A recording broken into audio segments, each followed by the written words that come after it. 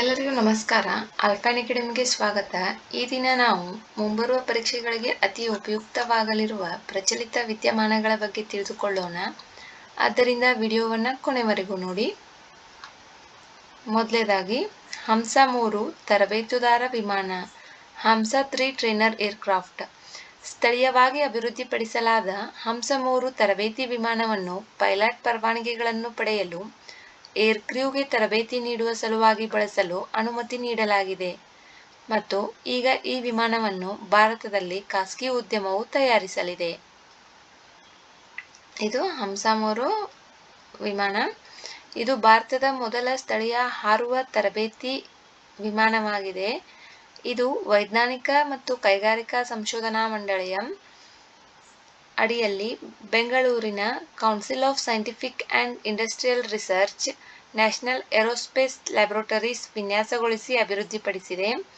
ಇದನ್ನು ಭಾರತೀಯ ಫ್ಲೈಯಿಂಗ್ ಕ್ಲಬ್ನ ಅಗತ್ಯಗಳನ್ನು ಪೂರೈಸಲು ವಿನ್ಯಾಸಗೊಳಿಸಲಾಗಿದೆ ಮತ್ತು ಕಡಿಮೆ ವೆಚ್ಚ ಮತ್ತು ಕಡಿಮೆ ಇಂಧನ ಬಳಕೆಯ ಕಾರಣದಿಂದಾಗಿ ಇದು ವಾಣಿಜ್ಯ ಪೈಲಟ್ ಪರವಾನಗಿಗೆ ಸೂಕ್ತವಾದ ವಿಮಾನವಾಗಿದೆ. ಇದು 2 ಆಸನಗಳ ಕೆಳರೆಕ್ಕೆಗಳನ್ನು ಹೊಂದಿರುವ ವಿಮಾನವಾಗಿದೆ. ಇದು ರೋಟಾಕ್ಸ್ ಡಿಜಿಟಲ್ ಕಂಟ್ರೋಲ್ ಎಂಜಿನ್ ಅನ್ನು ಹೊಂದಿದೆ. ಹಂಸ 3 ತರಬೇತುದಾರ ವಿಮಾನ ಇದನ್ನು ಬೆಂಗಳೂರಿನಲ್ಲಿರ್ತಕ್ಕಂತಹ ನ್ಯಾಷನಲ್ ಏರೋಸ್ಪೇಸ್ ಲ್ಯಾಬೊರೇಟರೀಸ್ ವಿನ್ಯಾಸಗೊಳಿಸಿ ಅಭಿವೃದ್ಧಿಪಡಿಸಿದೆ.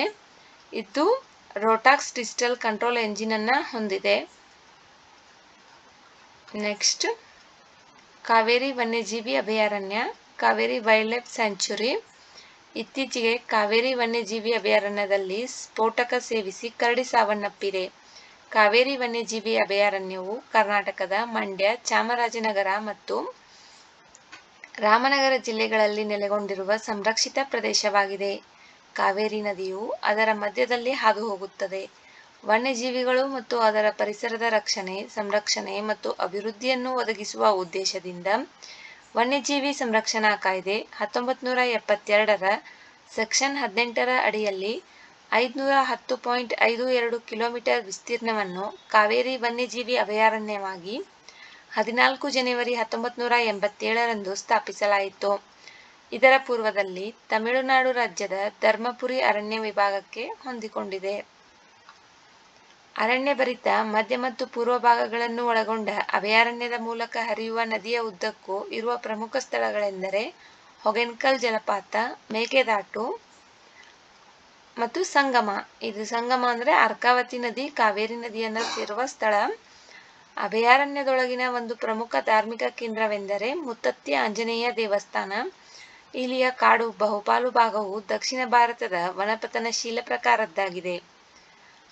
ಇದು ಆನೆ, ಕಾಡುಹಂದಿ, ಚಿರತೆ, ದೋಲ, ಚುಕ್ಕೆ ಜಿಂಕೆ, ಬೊಗಳುವ ಜಿಂಕೆ, 4 ಕೊಂಬಿನ ಹುಲ್ಲೆ, ಚೆವರೊಟೈನ್, ಸಾಮಾನ್ಯ ಲಂಗೂರ್, ಬಾನೆಟ್ ಮಕಾಕ್, ಹನಿ ಬ್ಯಾಡ್ಜರ್, ಮಲಬಾರ್ ದೈತ್ಯ ಅಳಿಲು, ನಯವಾದ ಲೇಪಿತ ನೀರುನಾಯಿ, ಗ್ಲಿಡ್ಜ್, ದೈತ್ಯ ಅಳಿಲು ಮುಂತಾದ ಸಸ್ತನಿಗಳಿಗೆ ನೆಲೆಯಾಗಿದೆ. ಕಾವೇರಿ ನದಿಯು ಮಗ್ಗರ್ ಮೊಸಳೆ, ಭಾರತೀಯ ಮಣ್ಣಿನ ಆಮೆಗಳು ಮತ್ತು ವಿವಿಧ ಜಾತಿಯ ಹಾವುಗಳಂತಹ ವಿವಿಧ ಜಾತಿಯ ಸರೀಸೃಪಗಳಿಗೆ ನೆಲೆಯಾಗಿದೆ. ಇಲ್ಲಿ ಅಪರೂಪದ ಮಹಶೀರ್ ಮೀನು ಸಿಗುತ್ತದೆ.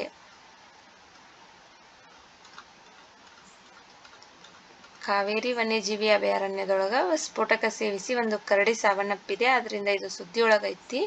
ಈ ಕಾವೇರಿ ವನ್ಯಜೀವಿ ಅಭಯಾರಣ್ಯ ಕರ್ನಾಟಕ ರಾಜ್ಯದ ಮಂಡ್ಯ, ಚಾಮರಾಜನಗರ ಮತ್ತು ರಾಮನಗರ ಜಿಲ್ಲೆಗಳಲ್ಲಿ ಇರ್ತಕ್ಕಂಥ ಒಂದು ಸಂರಕ್ಷಿತ ಪ್ರದೇಶವಾಗಿದೆ.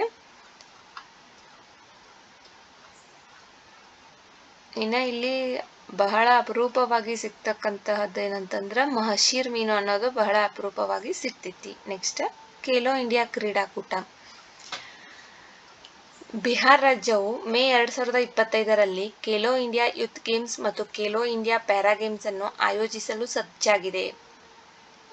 2018ರಲ್ಲಿ ಪ್ರಾರಂಭಿಸಲಾದ ಖೇಲೋ ಇಂಡಿಯಾ ಉಪಕ್ರಮವು ಯುವಜನರ ಭಾಗವಹಿಸುವಿಕೆಯನ್ನು ಉತ್ತೇಜಿಸುವ ಮತ್ತು ಸಂಭಾವ್ಯ ಒಲಿಂಪಿಯನ್ಗಳನ್ನು ಗುರುತಿಸುವ ಮೂಲಕ ಭಾರತದ ಕ್ರೀಡಾ ಸಂಸ್ಕೃತಿಯನ್ನು ಪುನರುಜ್ಜೀವನಗೊಳಿಸುವ ಗುರಿಯನ್ನು ಹೊಂದಿದೆ.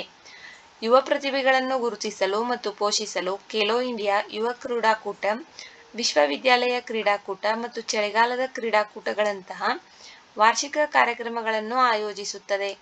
ಕ್ರೀಡಾ ಮೂಲಸೌಕರ್ಯಗಳ ರಚನೆ ಮತ್ತು ಉನ್ನತೀಕರಣಕ್ಕಾಗಿ ವಿಶ್ವ ದರ್ಜೆಯ ತರಬೇತಿ ವಾತಾವರಣವನ್ನು ಒದಗಿಸಲು ದೇಶಾದ್ಯಂತ ಕ್ರೀಡಾ ಸೌಲಭ್ಯಗಳನ್ನು ಅಭಿವೃದ್ಧಿಪಡಿಸುತ್ತದೆ. ಫಿಟ್ ಇಂಡಿಯಾ ಆಂದೋಲನದಂತಹ ವಿವಿಧ ಉಪಕ್ರಮಗಳ ಮೂಲಕ ನಾಗರಿಕರಲ್ಲಿ ದೈಹಿಕ ಸದೃಢತೆ ಮತ್ತು ಆರೋಗ್ಯಕರ ಜೀವನ ಶೈಲಿಯನ್ನು ಉತ್ತೇಜಿಸುತ್ತದೆ. ಖೇಲೋ ಇಂಡಿಯಾ ಕ್ರೀಡಾಕೂಟ ಈ ಬಾರಿ ಬಿಹಾರ ರಾಜ್ಯ ಆಯೋಜನೆ ಮಾಡತೈತಿ.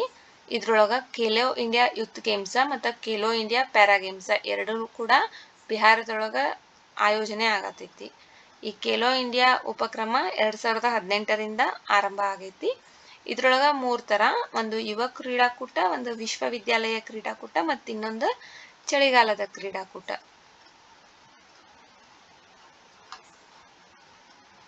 ನೆಕ್ಸ್ಟ್ ವೈಬ್ರೆಂಟ್ ವಿಲೇಜಸ್ ಪ್ರೋಗ್ರಾಮ್ಸ್ 2023ರಲ್ಲಿ ಪ್ರಾರಂಭವಾದ ವೈಬ್ರೆಂಟ್ ವಿಲೇಜಸ್ ಪ್ರೋಗ್ರಾಂ ಭಾರತದ ಉತ್ತರದ ಗಡಿಗಳಲ್ಲಿ ಮೂಲಸೌಕರ್ಯವನ್ನು ಹೆಚ್ಚಿಸುವ ಮತ್ತು ಸುಸ್ಥಿರ ಜೀವನೋಪಾಯವನ್ನು ಉತ್ತೇಜಿಸುವ ಮೂಲಕ ಗಡಿ ಗ್ರಾಮಗಳನ್ನು ಅಭಿವೃದ್ಧಿಪಡಿಸುವ ಗುರಿಯನ್ನು ಹೊಂದಿದೆ. ಇದನ್ನು ಗೃಹ ಸಚಿವಾಲಯವು ಆರಂಭಿಸಿದೆ. ಈ ಕಾರ್ಯಕ್ರಮವು ಅರುಣಾಚಲ್ ಪ್ರದೇಶ್, ಹಿಮಾಚಲ್ ಪ್ರದೇಶ್, ಸಿಕ್ಕಿಂ, ಉತ್ತರಾಖಂಡ್ ಮತ್ತು ಲಡಾಖ್ ಕೇಂದ್ರಾಡಳಿತ ಪ್ರದೇಶವನ್ನು ಒಳಗೊಂಡಿದೆ. ಗಡಿ ಪಡೆಗಳಿಗೆ ಬೆಂಬಲವಾಗಿ ಸ್ಥಳೀಯ ಜನಸಂಖ್ಯೆಯನ್ನು ಒಳಗೊಳ್ಳುವ ಮೂಲಕ ಗಡಿ ಭದ್ರತೆಯನ್ನು ಬಲಪಡಿಸುವುದು, ಗಡಿಯಾಚೆಗಿನ ಅಪರಾಧಗಳನ್ನು ನಿಯಂತ್ರಿಸುವುದು ಮತ್ತು ರಾಷ್ಟ್ರದ ಉಳಿದ ಭಾಗಗಳೊಂದಿಗೆ ಗಡಿ ಸಮುದಾಯಗಳ ಏಕೀಕರಣವನ್ನು ಉತ್ತೇಜಿಸುವುದು. ವೈಬ್ರೆಂಟ್ ವಿಲೇಜಸ್ ಪ್ರೋಗ್ರಾಂ 2 ಸಂಪೂರ್ಣವಾಗಿ ಕೇಂದ್ರ ಅನುದಾನಿತ ಕಾರ್ಯಕ್ರಮವಾಗಿದ್ದು ಒಟ್ಟು 6,839 ಕೋಟಿ ವೆಚ್ಚವಾಗಲಿದೆ. ಇದು 2028-29ರ ಹಣಕಾಸು ವರ್ಷದವರೆಗೆ ಅರುಣಾಚಲ್ ಪ್ರದೇಶ್, ಅಸ್ಸಾಂ, ಬಿಹಾರ್, ಗುಜರಾತ್, ಜಮ್ಮು ಕಾಶ್ಮೀರ್, ಲಡಾಖ್, ಮಣಿಪುರ್, ಮೇಘಾಲಯ, ಮಿಜೋರಾಂ, ನಾಗಾಲ್ಯಾಂಡ್, ಪಂಜಾಬ್, ರಾಜಸ್ಥಾನ್, ಸಿಕ್ಕಿಂ, ತ್ರಿಪುರಾ, ಉತ್ತರಾಖಂಡ್ ಮತ್ತು ಉತ್ತರ ಪ್ರದೇಶ್, ಪಶ್ಚಿಮ ಬಂಗಾಳದಲ್ಲಿನ ಆಯ್ದ ಆಯಕಟ್ಟಿನ ಸ್ಥಳಗಳಲ್ಲಿ ಇದನ್ನು ಜಾರಿಗೆ ತರಲಾಗುವುದು. Vibrant villages programme 1, vibrant villages programme 2 ಎರಡು ಗಡಿ ಗ್ರಾಮಗಳನ್ನು ಸ್ವಾವಲಂಬಿ ಮತ್ತು ಚೈತನ್ಯಶೀಲವಾಗಿಸಲು ವಿನ್ಯಾಸಗೊಳಿಸಲಾದ ಪರಿವರ್ತನಾ ಉಪಕ್ರಮಗಳಾಗಿವೆ. ವೈಬ್ರೆಂಟ್ ವಿಲೇಜಸ್ ಪ್ರೋಗ್ರಾಂ ಇದು ಕೇಂದ್ರ ಅನುದಾನಿತ ಒಂದು ಯೋಜನೆಯಾಗಿದೆ. ಇದು ಮೊದಲು 2023ರಲ್ಲಿ ಆರಂಭವಾಯಿತು.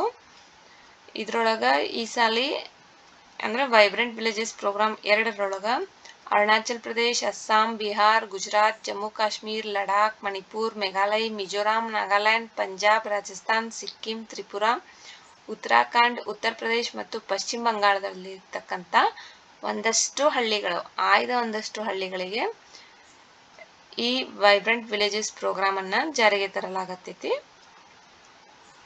ನೆಕ್ಸ್ಟ್ ಕೋಚ್ ರಾಜವಂಶಿ ಸಮುದಾಯ, ಕೋಚ್ ರಾಜವಂಶಿಸ್ ಕಮ್ಯುನಿಟಿ. ಸ್ಥಳೀಯ ರಾಜವಂಶಿ ಸಮುದಾಯದ ವಿರುದ್ಧದ ವಿದೇಶಿ ನ್ಯಾಯಮಂಡಳಿ ಪ್ರಕರಣಗಳನ್ನು ಹಿಂಪಡೆಯಲು ಅಸ್ಸಾಂ ನಿರ್ಧಾರ ಮಾಡಿದೆ. ಇದೇನು ವಿದೇಶಿ ನ್ಯಾಯಮಂಡಳಿ? ಈ ನ್ಯಾಯಮಂಡಳಿ ಅರೆ ನ್ಯಾಯಾಂಗ ಸಂಸ್ಥೆಯಾಗಿದ್ದು ಅಕ್ರಮವಾಗಿ ವಾಸಿಸುವ ವ್ಯಕ್ತಿ ವಿದೇಶಿಯೋ ಅಥವಾ ಅಲ್ಲವೋ ಎಂದು ನಿರ್ಧರಿಸುತ್ತದೆ.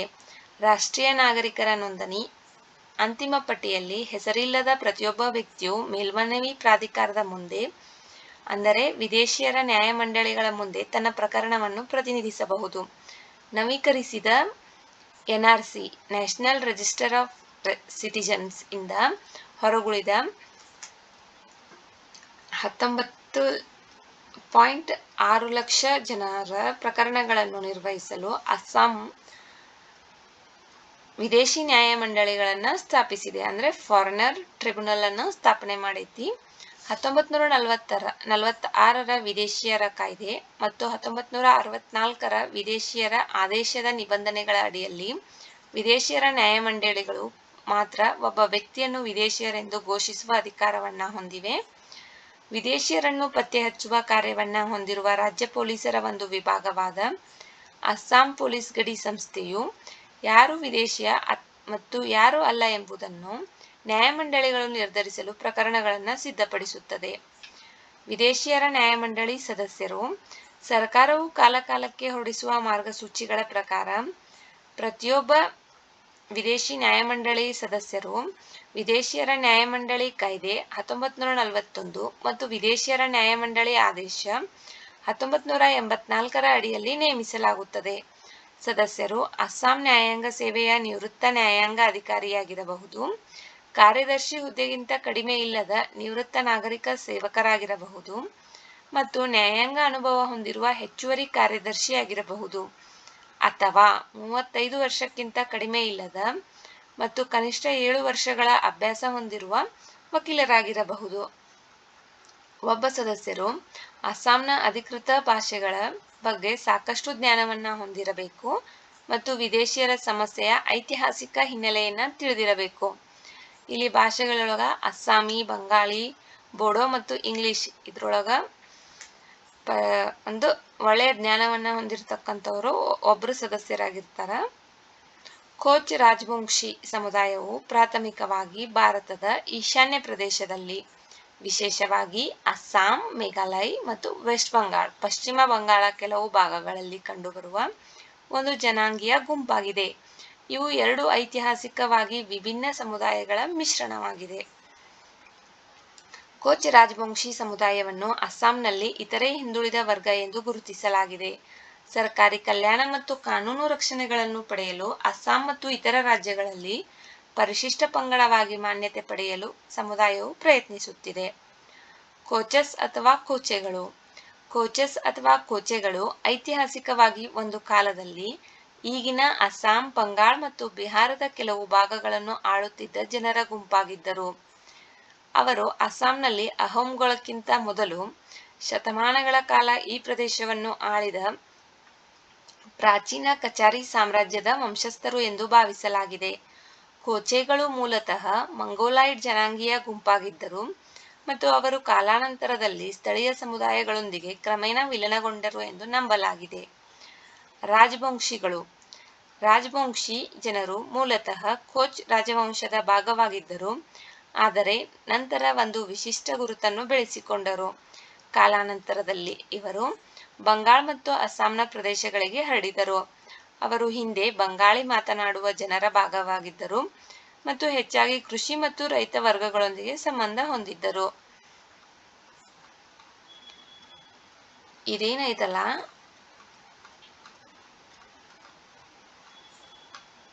ಕೋಚ್ ರಾಜವಂಶಿ ಸಮುದಾಯ, ಇದು ಅಸ್ಸಾಂ ರಾಜ್ಯಕ್ಕೆ ಸಂಬಂಧಪಟ್ಟಂಗ ಅಸ್ಸಾಂ ರಾಜ್ಯದೊಳಗೈತಿ ಅಂತ ತಿಳ್ಕೊರಿ ಸಾಕು.